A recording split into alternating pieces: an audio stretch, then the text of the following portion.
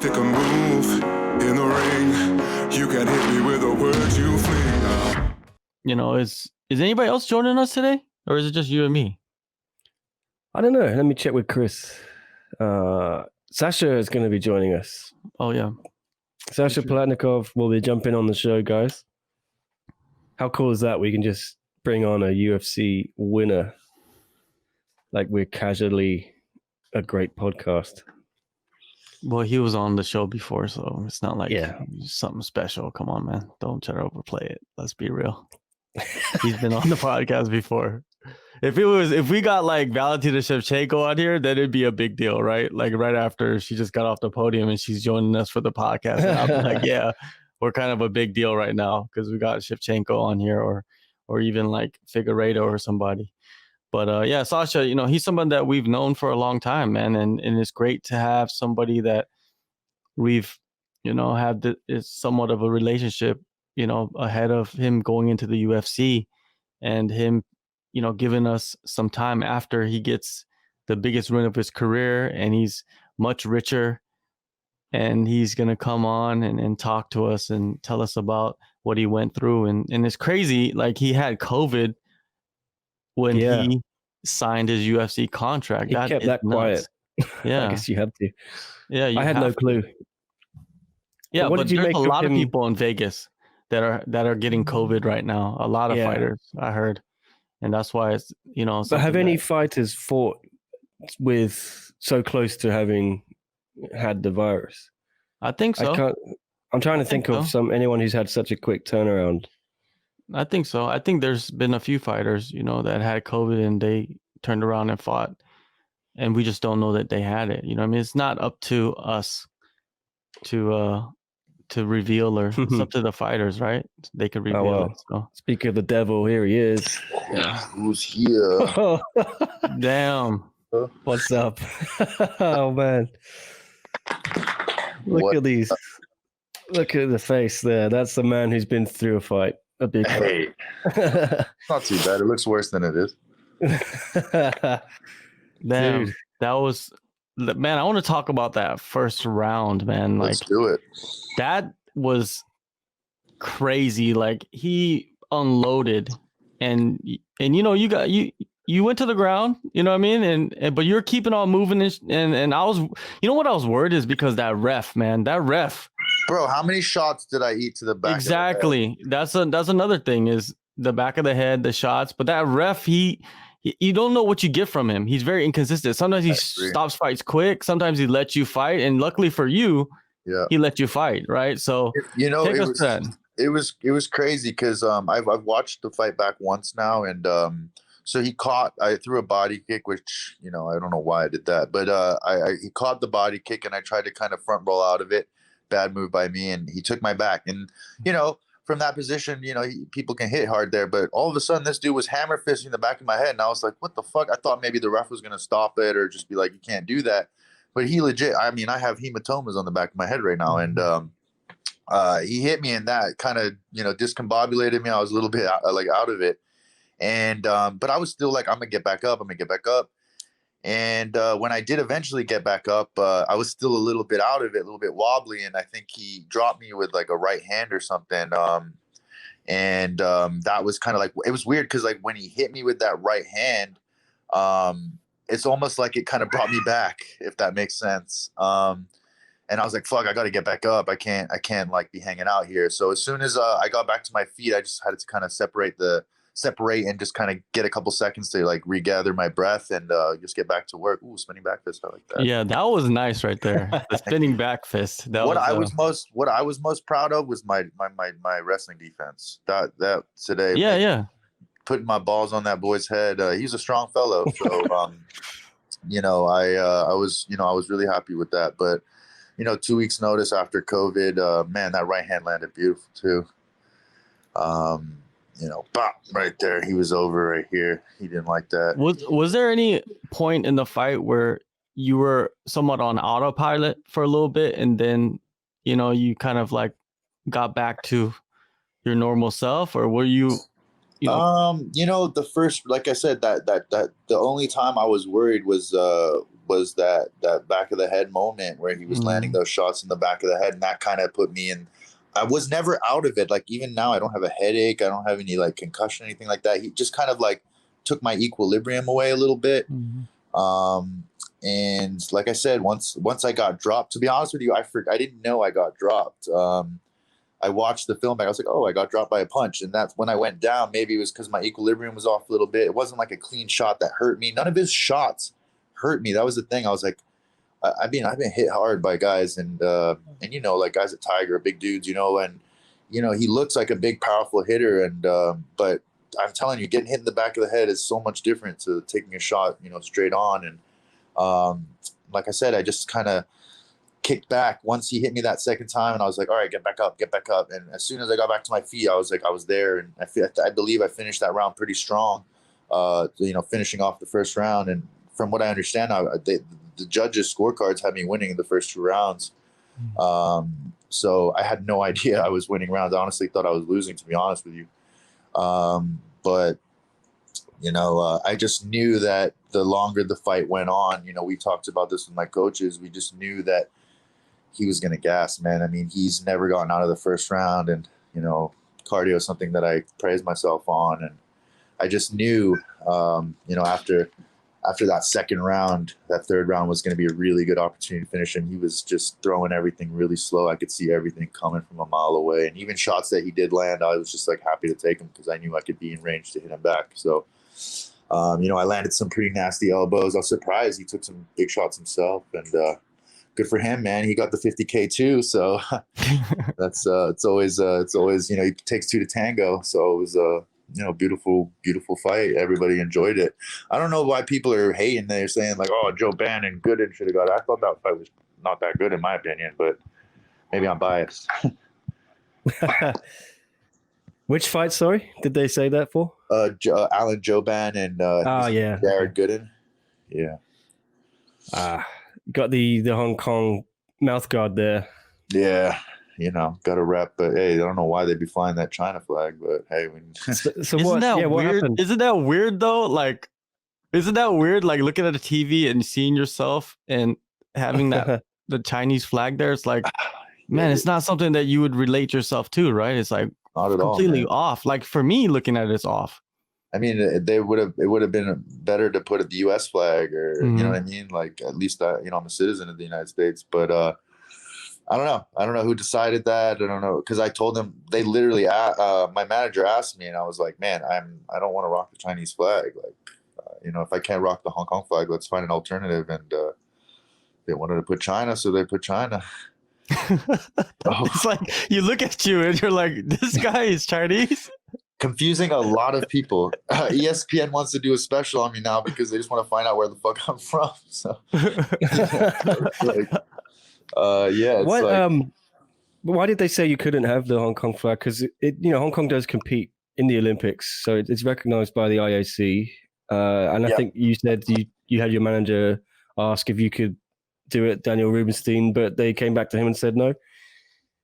Yeah, I mean, I think there's some politics involved, and I think there's some TV deals going on, and they don't want to, step on any toes. But I did get told that if I went in there and, did some work, that there's potential that the Hong Kong flag would eventually come out. But I have to kind of maybe bang out a couple more wins and let's see what happens. But yeah, it's definitely a weird situation. It's an IOC IOC recognizes it, and we represent at the Olympics, so I don't understand why. But like I said, politics plays funny games sometimes. Then what about your fight gear? Pardon me? Your fight gear. Yeah, it was a neutral. So they gave me it was the silver. It was I had white and silver. That was they call it neutral, which is actually kind of cool because it's usually what the challenger wears when they fight against the champ. So I was like, whatever, it's my first fight. I have no place to complain or tell them how they should handle their business. So maybe once I build myself a bit more, then I can start demanding things. They rewarded you with that 50K though. You know what I mean? So that's nice. That was very nice. No, I was nervous no. watching the fights. How did you find out? Because we have a message group on WhatsApp, and I texted it in there saying you'd won it, but I don't think you saw my message. Danny, so I texted Danny right before the Figueiredo Perez fight, and I was like, dude, what do you think my chances are getting on the bonus? And he's like, hey, I think you got a really good chance. He's like, I think you can get he thought I could get a performance. Mm-hmm. He thought fight of the night would go to Joban and Gooden. I was like, really? And he's like, yeah, let's just see how this Figueiredo fight goes. And then when he got subbed, he texted me, he's like, ah, shit, I don't know, dude. I was like, man, I still think I got fight of the night, man. I really do. So then like maybe 5 minutes later, he like video chats me and he's like, you got the bonus. I was like, fuck yes. So, yeah. Figueiredo was pretty pissed in the post-fight press conference that he didn't get the bonus. Why did Valentina get it? I don't get it. No, Antonina got it. Oh, Antonina got it. Oh, okay. Gotcha. Antonina got it. So like he was pretty pissed, and he's all like, why do you want me to come back and fight and defend my title in 3 weeks and you don't even give me the bonus? And I predicted my fight. Like I predicted that I was going to submit him in the first round. And I'm like, he makes a pretty good point, man. That's like he's the champ too. That was the only submission as well. So I'm surprised. I'm also surprised he didn't get the bonus. I thought maybe Buckley, him, and myself and Lewis, I thought would have been that made more sense right there for performance. Valentina, you heard what she said in her interview, right? Yeah. She was like, "Oh, I'll give it to my sister." Blah blah blah. So of course they're gonna do that. Yeah. Girl, because she gets half of it. They're sisters. They split it. They're like, if we can't get two, let's get one and split that thing. Exactly. It's all good. Yeah, man. It was man. You went in there as a heavy underdog. I think that's more of like people not knowing who you are and what you've been through. And that's the big mistake a lot of people make in these fights with guys coming in on short notice, just like yourself, is like they don't go through the catalog and they don't see that you went on the contender. I think contender series, a lot of people like fall in love with that a little too much, even though it's a great series and a lot of good fighters come from there. But yeah, they fall in love with like that idea, like this guy is from the contender series, and Cosce, he's a tough dude, man. He's gonna be a great fighter, man. He's gonna have a long career in the UFC too. For sure. But he just doesn't have the experience that you do, and I think that was the biggest difference. I mean, it's crazy to me. Like I mentioned it in my interviews. Like my dad all week was just sending. I mean, he sent me your interview. I mean, he told me he was gonna break my jaw, break my will, and all these other predictors were saying, oh, this guy's going to get starched in the first round. His striking's 5 out of 10. Like, he's trash. And I'm like, wait a second. I was like, have you guys, like, even just looked at the guys he's fought?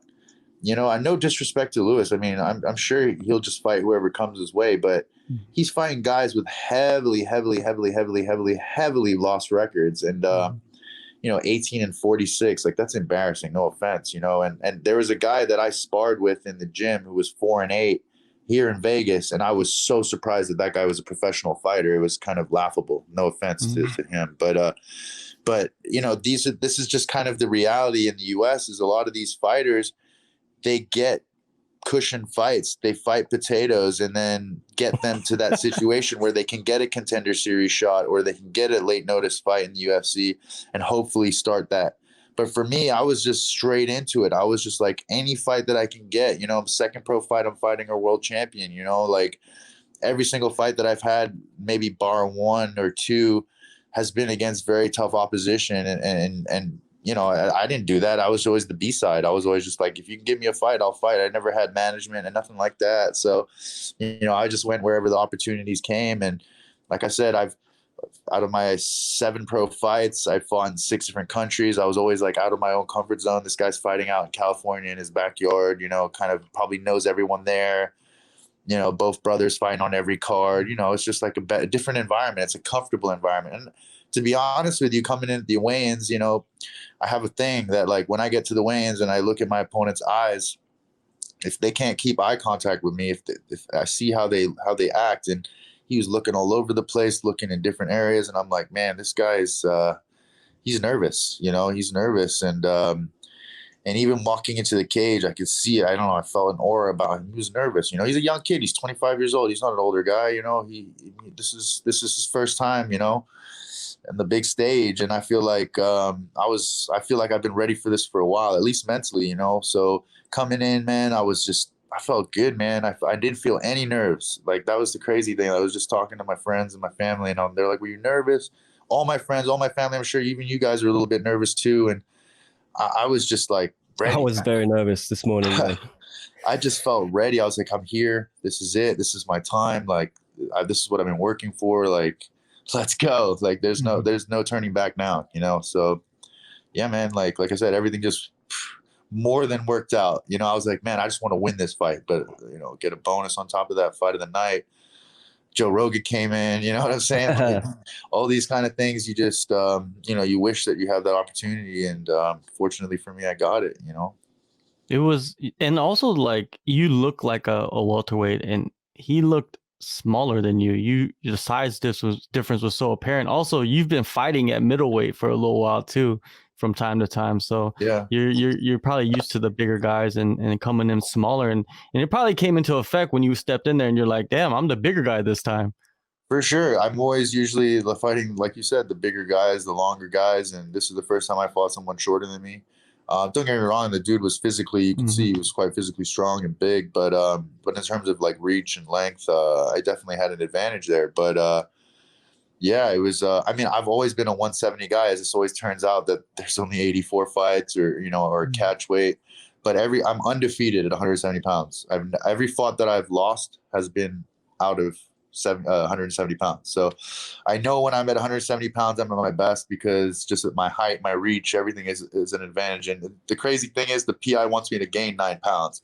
They're like, yeah, you have room to put on some mass. And I'm like, man, that's great. Like, that's really great. Like, if I can get even bigger and stronger, then I'm going to be even bigger problem. So yeah, man, like I love how I feel at 170 pounds. The weight cut was easy. You know, everything was smooth. This week was great. Best rehydration I've had in my career. They just took care of me the whole week, you know, fed me and fueled me up perfectly for this fight. And yeah, and it all showed. It all showed. I feel like early 20, you know, you need to enjoy the 50K, have Christmas, enjoy some time. But I feel like, you know, February, you know, because it seems like they're booking fights like up until like the end of February. So maybe end of February you could get booked. And I say, man, put you against Munir at 170, because when you guys fought, it was short notice for you, right? It was at catch weight, and you guys both have wins in your debuts. I feel like that's an exciting matchup right there. You guys could do on Fight Island. Yeah, I mean, actually, I want him to my world. So okay, let's see if we can get him to come out here. No, Munir is definitely on my radar. If that ever crosses, you know, comes across path. Actually, you know, I'm down to fight anybody, but you know, I got beef with Mike Perry now because he made me wait an extra hour at the weigh-ins, even though he wasn't gonna make weight, made everyone wait there. So fuck that guy. But you know, again, I'll fight anybody if I can just get my name out there and just build. I'm trying to get up in the rankings. I'm trying to now compete. You know, I don't want to take off and just chill.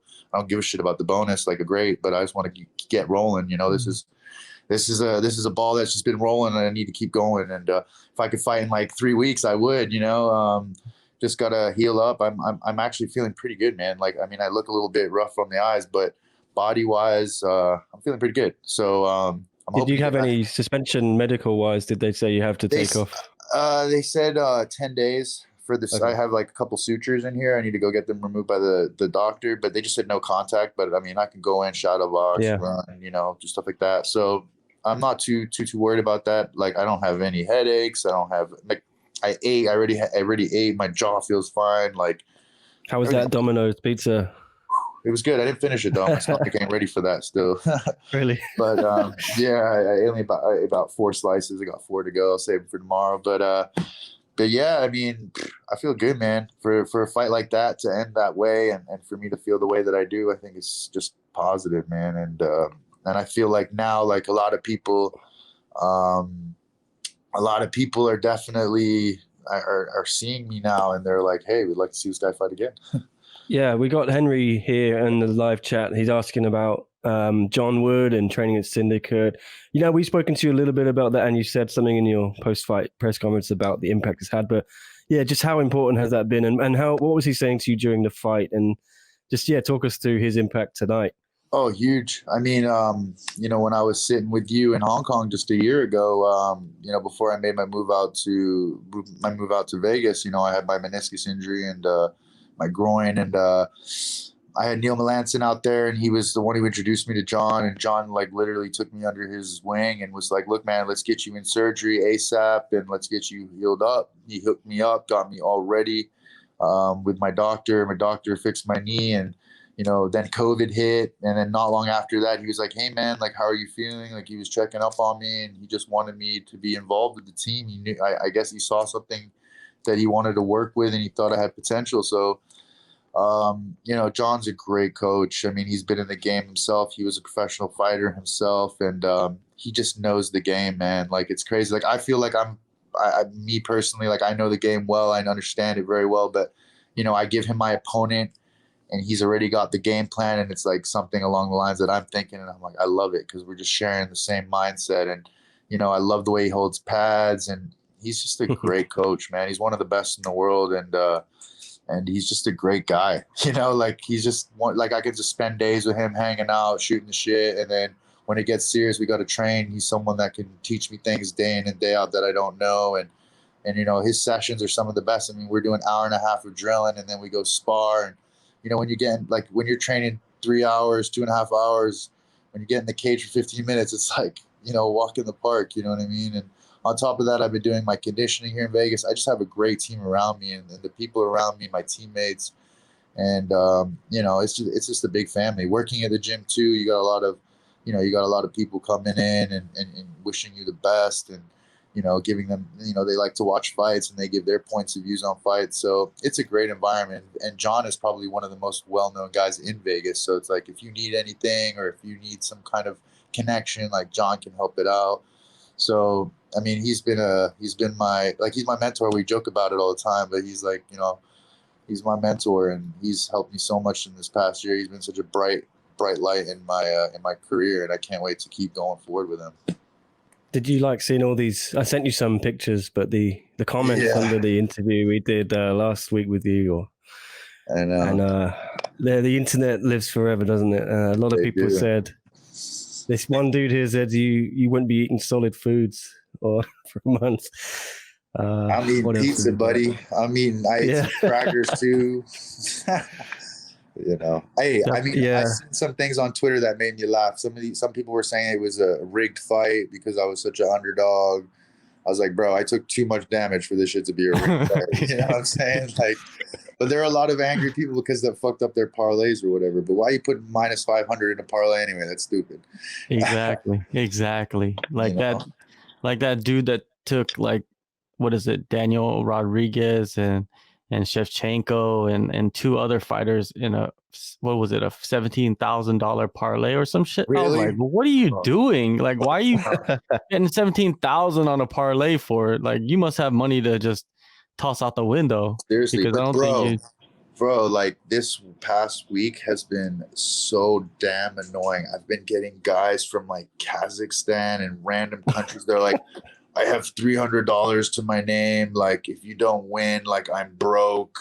Like, you have to help me, bro. And I'm like, dude, come on, man. Like, and I got people that I used to go to school with. They're like, oh, what round do you think you're going to finish it in? Dude, man, like, can you not ask me this shit? Like, people just have no idea that is like the last thing you really want to hear, Well, I guess that's part of being a UFC fighter now, because that gambling comes in heavy right now with just your fight and parlays and DraftKings and all of that stuff. You might have to shut off your messages from now on, man, and just be filtering through messages, from the people that you actually know. Because, man, wouldn't you fight like a Russian or just some foreign person, from like a random country? And they have a big fan base over there. I've talked to so many fighters that just get death threats from, like, just because they're fighting a certain opponent that country has, fans over there, and they're just getting death threats and all kinds of weird stuff online. And I'm just like, man, I could only imagine. But yeah, it's like, you made it to the biggest stage when you're getting those messages, though. Yeah, seriously. It's just like, it was getting to the point where I'm just like, I had to block some accounts, and then these guys were making new accounts.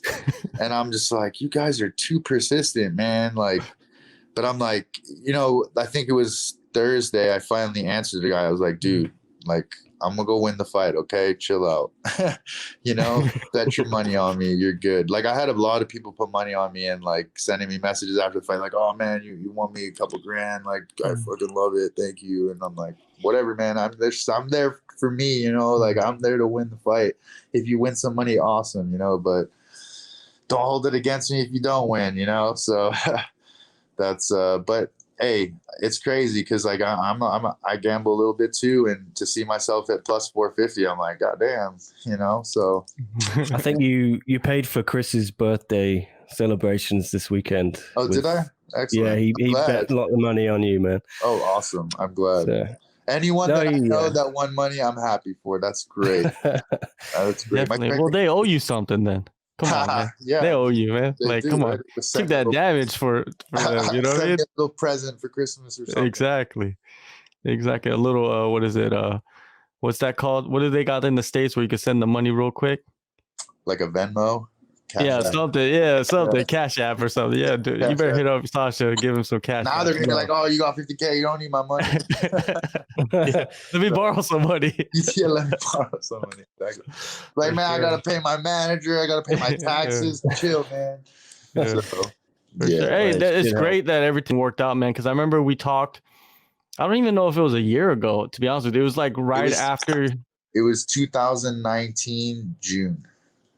Is that when we talked? Yeah, when we were together in Seoul. Oh, in person. Okay, it was June 2019. It was the summer.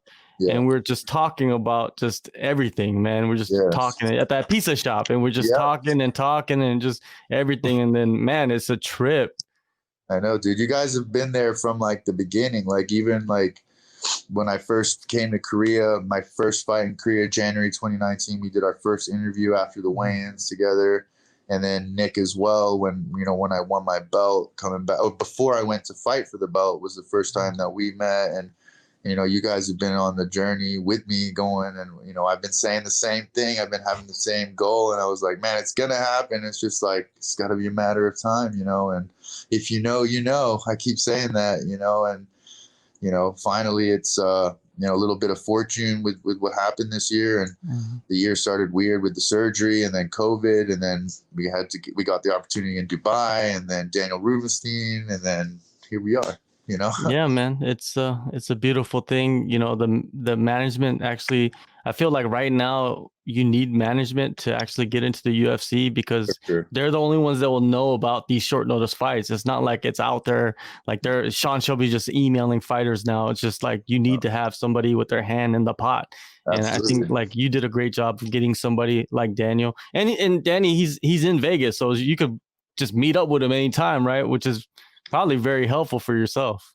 For sure. I mean, obviously coming to Vegas, I didn't know what my management situation would be, but I figured like if I was training here consistently and doing well in the gym that, eventually like a manager would approach me. And Iridium was actually the first guys that were interested in me, but they just have such a huge, huge pool of fighters. And I wasn't really too happy about that because, there's a lot of people you got to deal with, and they fight more regional. So once I went out to Dubai and fought, I was supposed to fight Daniel Rubenstein's guy, and obviously he pulled out with COVID. So to have that opportunity, to sit down and talk to him, and then he saw, what I, got in there and got the quick work done, and he was like, man, I like this guy. And of course, John's friends with Daniel, and John was speaking highly of me. So he's like, man, you should sign this guy. And came back, spoke to a couple people that are managed by Danny, and they're like, yeah, he's a good guy. He gets me fights, and that's all I want to hear. Excuse me. I was like, if I'm getting fights, that's all that matters. Me, guys, like, I just want to be fighting as often as I can be. And, I spoke to Daniel, and no joke, 13 days later, I got that phone call. There we go. Yeah. Building bridges, man. Like, I think like for myself, like, like when I met you for the first time, like usually I would go to shows or weigh-ins, and I wouldn't really talk to anybody. I'd just be there and would just view everything. But for some reason, I just said, man, this guy, man, let me just because you're I think you're one of the first people I ever interviewed after like one of the AFC shows. Usually I just go over there and watch everything that's going on and report on it. And I was just like, let me interview this guy, and then interviewed you then. And then that's the bridge the relationship with, like, for myself, a lot of people don't understand. Like, I get messages from people like, how do you get interviews and blah? Dude, like, go out there and meet the fighters, man. Because those guys, you don't know who's going to be the champion, who's going to be in the UFC.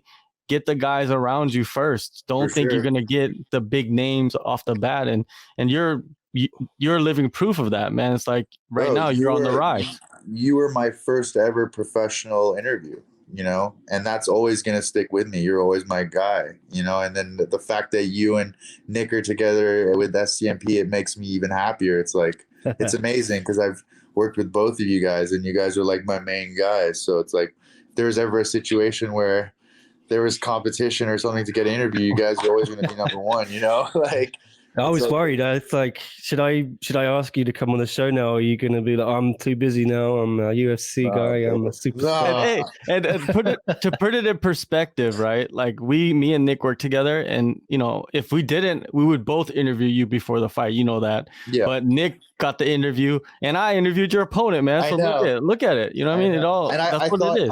I thought nothing of it. I was like, that's smart. You know, that's perfect. You know, you guys got both perspectives coming in, and like I watched that interview too. It was a good interview, and I was interested to see what he had to say, and I was like, okay, we'll take that. You know, he's going in there to try to break my jaw, so let's take care of him, you know. Do you feel he didn't know much about you as well? And that maybe that helped you because there was some mystique, some mystery. You were just this unknown factor, right?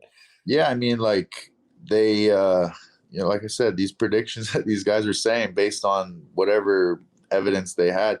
I mean, one guy literally had a still image of me when I fought my second pro fight, and he's like, look, this guy lunges in on his strikes, he doesn't know what he's doing. I'm like, bro, what? Like, what are you even talking about, dude? Like you sound silly, you know? And it's just like, you know, these are just amateur guys who've never even probably fought or had any experience in MMA. They just run their mouth and just say who do they think they should win fights.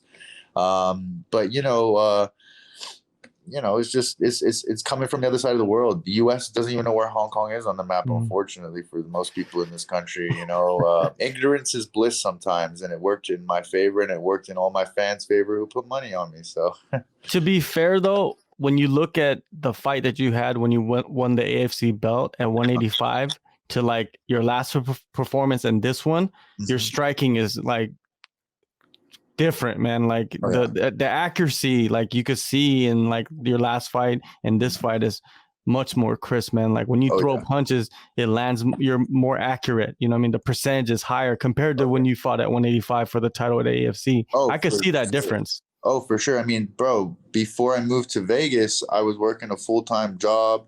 I didn't have training partners, didn't even really have anyone to work with. I was just running on a treadmill, hitting pads and like rolling. You know what I mean? Like you and Alberto, wasn't it? No, Alberto was doing nothing to help me. It was me and Nadir. Oh, really? Yeah, me and Nadir. Yeah, he was the only one. At Hybrid, right? Yeah, at Hybrid. So like, I mean, he was doing everything in his power to help me to get ready. But dude, I was nowhere near where I needed to be. And that's when we had the discussion. I was like, I need to be in Vegas where I can focus. And don't get me wrong, I still work, you know, I was still working at Syndicate, but, you know, I'm teaching 3-4 hours a day, but I'm training every day and I'm investing my money in privates. I'm working with my coaches, and strength and conditioning has been huge for me, working with Primetime Performance, Lorenzo Pavlica. That man is taking me beyond levels that I thought I could go physically. And it's all showing. Like my conditioning is, I can go 5 rounds and it's cake, you know, and like you said, my punching power is there, and everything that I put together now, kicks, punches, knees, elbows, they just hurt people. And before maybe it wasn't as much. And just being in the environment that I'm in and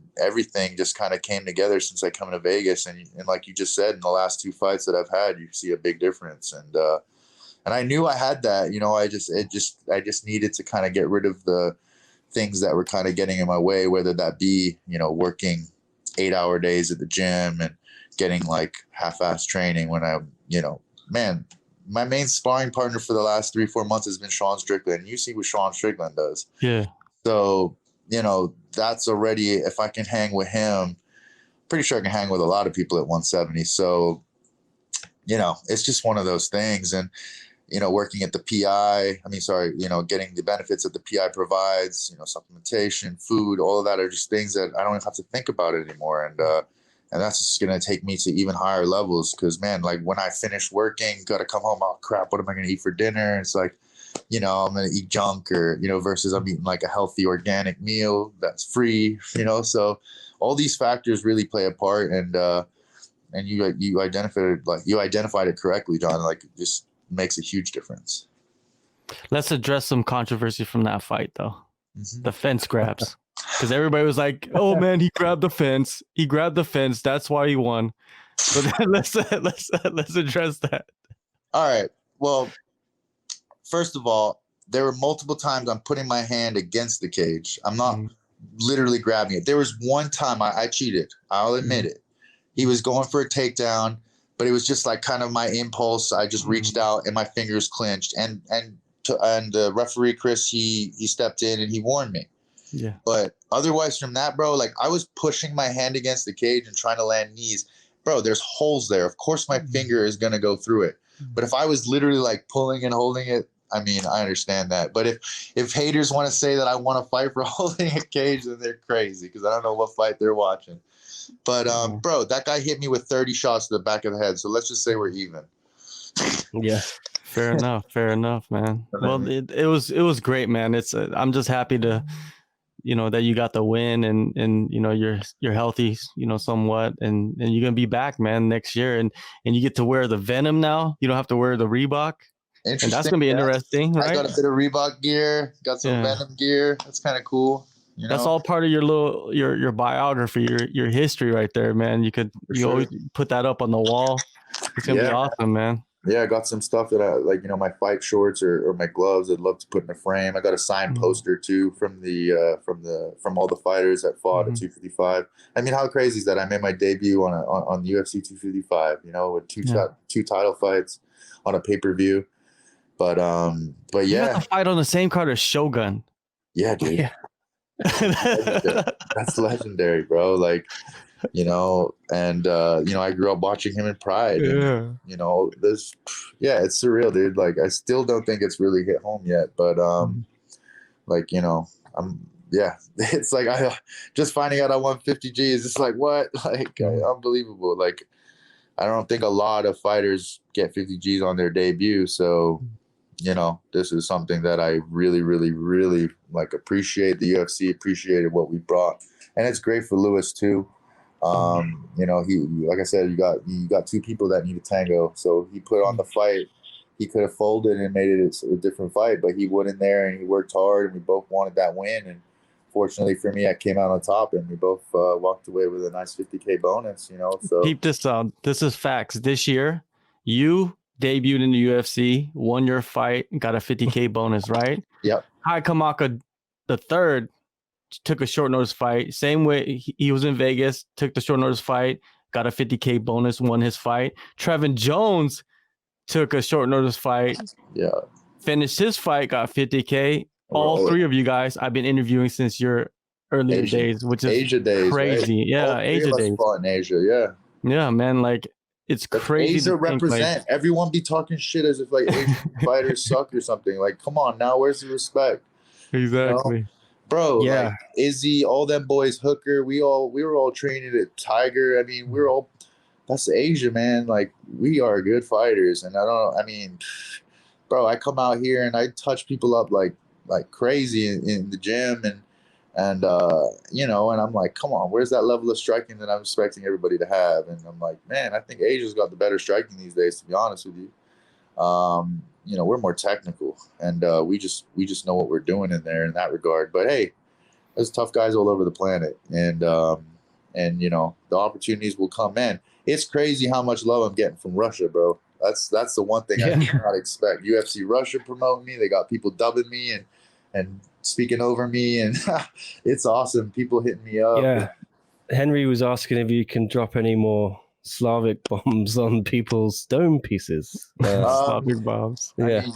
Man. I'm hoping as soon as they give me another fight, those bows, baby. I hope you like those elbows, but Bro, fighting in Korea, I was never allowed to throw elbows. So now being in the UFC, I get to at least, bring out some more weapons, and it felt really good. My elbow's a little bit sore, but, he took some big elbows to the head that I thought maybe we're going to put him down. So, big credit to Lewis. But, yeah, man, I'm excited to just kind of just get out there. So I'm just hoping, man, that the Hong Kong gets behind you because, Hong Kong, when we don't have many sports stars here, and I know. I just feel like this is something that the whole city should really get into, and hopefully that the UFC sees that and they let you wear the flag. I think it's a complete own goal to miss that opportunity to have a Hong Kong fighter because there's never been one before. We don't have many others like close to it, I think. And, I'm doing my part. I'm going to get you in the print of the South China Morning Post tomorrow morning. Got to get me in the Apple Daily, brother. Yeah, that's it. I'll get your dad to save a few copies. I'll keep some for him. I appreciate that. Yeah, I hope we can rally behind you because I think it's important. I mean, for sure, the expat community, all the people that I went to school with, and even people that know people that I went to school with, they're all rallying and sending their well wishes. But Hong Kong, like you said, they only like winners. So as long as I can keep winning, maybe build up a couple more wins, build up a little bit more momentum, I think maybe more doors will open. But this is the first, the first step and, the first hurdle. And thankfully I got over it pretty clean. And, let's just keep climbing. And hopefully, by this time next year, we're knocking on that top 15 door. There was all this stuff in the comments when they put it on Facebook on the SCMP, the preview I did with you. And everyone's like, this guy is not Chinese. He's not from Hong Kong. He's white. He's Russian, this and that. Mm-hmm. You don't get it. Hong Kong is like an international city, right? Bro. And ignorance is bliss. I'm just saying, do a little bit of research, learn about Hong Kong. Hong Kong, China. It's like, nah, bro. Like Hong Kong was a British colony. If I want to give a little bit of history right now, it was a British colony. They had a 100-year contract with China. It was a destination that they used to, I believe, if I'm not mistaken, transport tea from China to the UK. Mm-hmm. And in 97, they handed it back over to China. But I was born there in 1989, so Hong Kong is home to me. I don't know any other place in the world that I've spent as much time as I've spent in Hong Kong. I've represented Hong Kong in all age groups in rugby, and I even played basketball. And, there's nowhere else that I could represent, to be honest with you. And for people to just be like, oh, he's not Chinese, he's, blah, blah, blah. It's like, look, man, let's just be realistic. You can see there's tons of countries around the world.